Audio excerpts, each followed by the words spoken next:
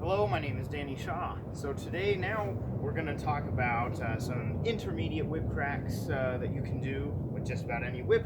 And if you've already seen the video about beginner whip cracks, you should, before attempting to learn these cracks, you should have a good handle on the other cracks.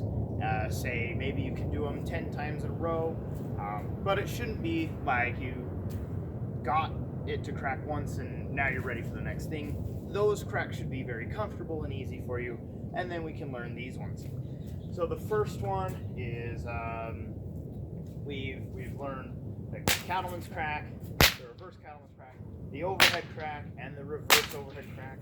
So the next thing we can learn would be the fast figure eight. So fast figure eight looks like this.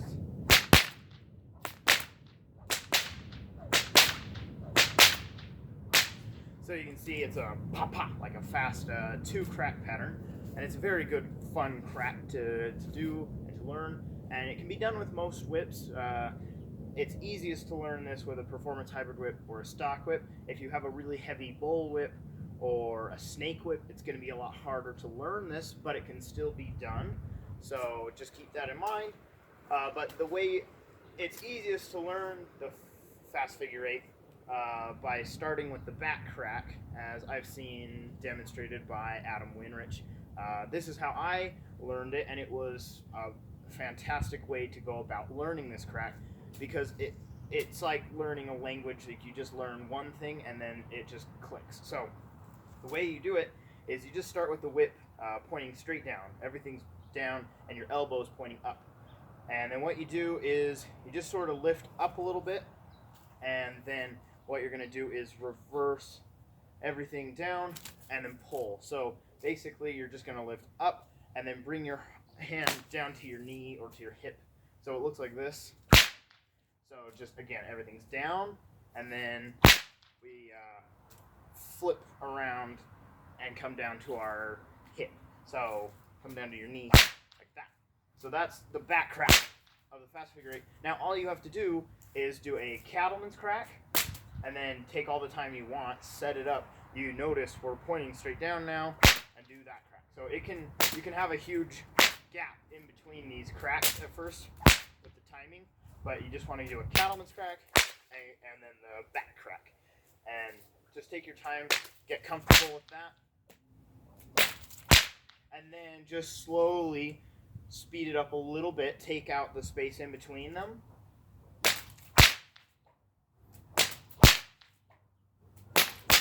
And slowly get faster and faster. So basically what it looks like when it's completed is you're going to do a crack and just flop back and get another crack right away. But one thing I would say when you're practicing this crack, one thing I don't like is when people just do that and then they stop. Because it makes it hard to learn to apply this in multiple cracking patterns. So what you want is to swing, do the two cracks, and then swing. And then even if you don't do another crack, it's better to swing up out of it rather than just be done. And it also looks more visually interesting if you're a performer or something else. So again, swing, swing, and then end with a cattleman's crack.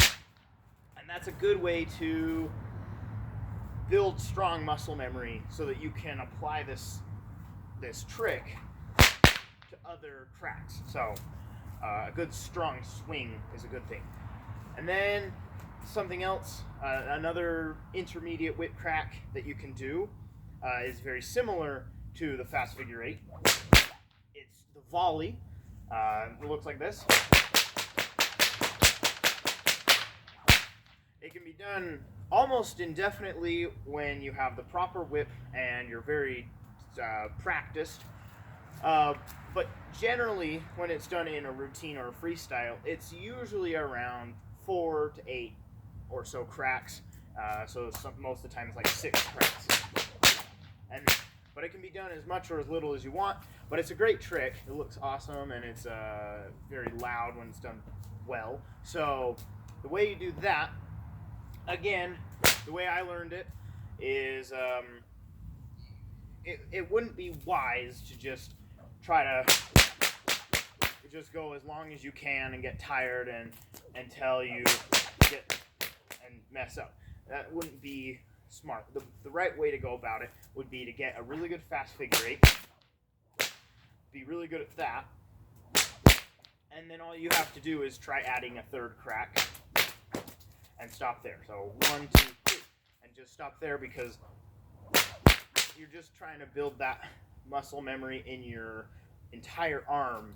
It's a very particular motion from your shoulder to your elbow to your wrist. So just 1, 2, 3, and get that. Make sure you can do that pretty easily, and then just go for another one. 1, 2, 3, 4. 1, 2, 3, 4.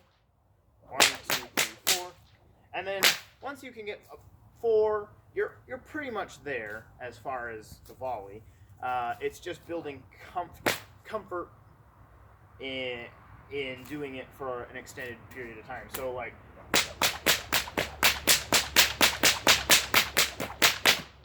just like, I don't know, keep practicing, just add 1 crack at a time.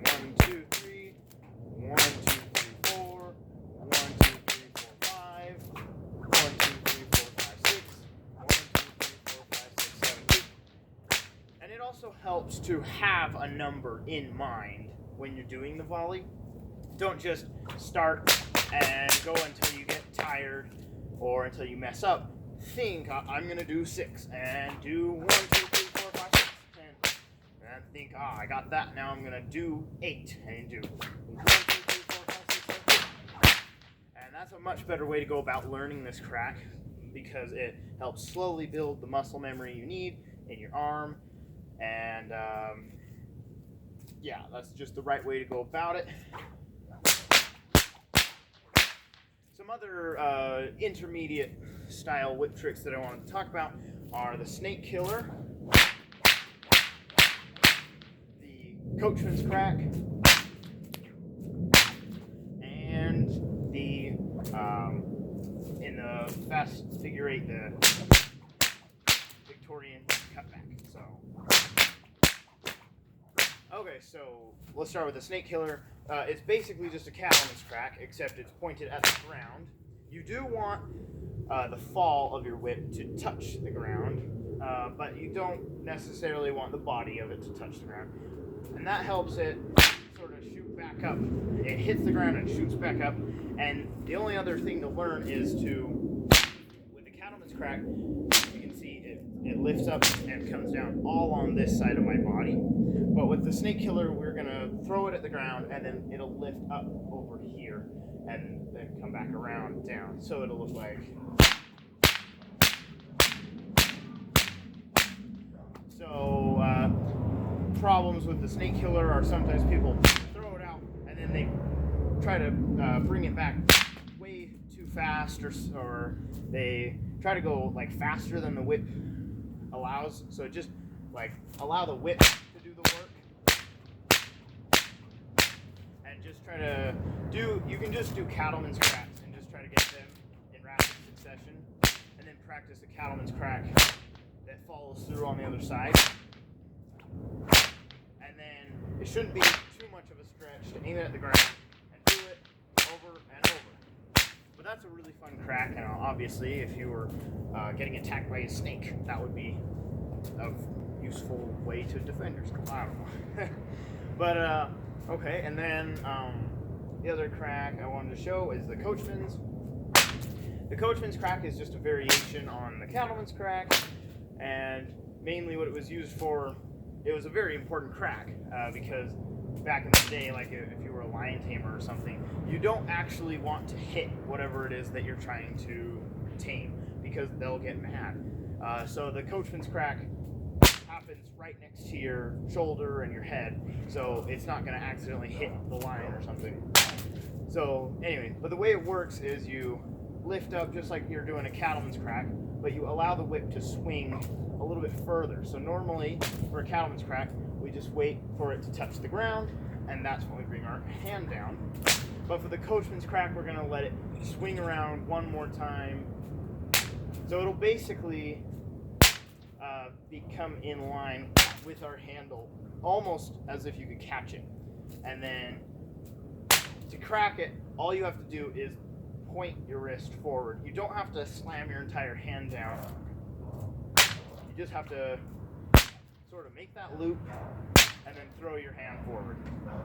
But be careful with this crack because it is the closest to your ear, and it obviously can hit you, but in my opinion is worse. It can just really make your ear ring. So don't do it as hard as you can with the longest whip you have. Just because it's happening pretty close to your ear, it can be pretty loud. And then also I wanted to talk about this little routine is a really nice one. It's basically a coachman's crack, but it happens lower. So it's on its own, it just looks like this. And you can see it's very similar to the coachman's crack, but it's called a Victorian Cutback, and it's got a lot of interesting uses in just getting more sound in a routine. So with a fast figure 8, what you would do is you would, just the crack on its own it's like the coachman's crack. But your arm is a little bit more bent over, and then once it's there, you just sort of flop your handle over like a windshield wiper. This crack isn't too hard to figure out once you've gotten a really good volley.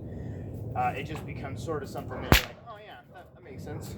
And then you can do a fast figure 8, a coachman's Victorian cutback, and then a slow figure 8 back crack. So there's some intermediate whip cracks that you can learn. Just to recap, we've got the fast figure 8, the volley, the snake killer, the coachman's crack, and the Victorian cutback. My name is Danny Shaw. Thanks for watching.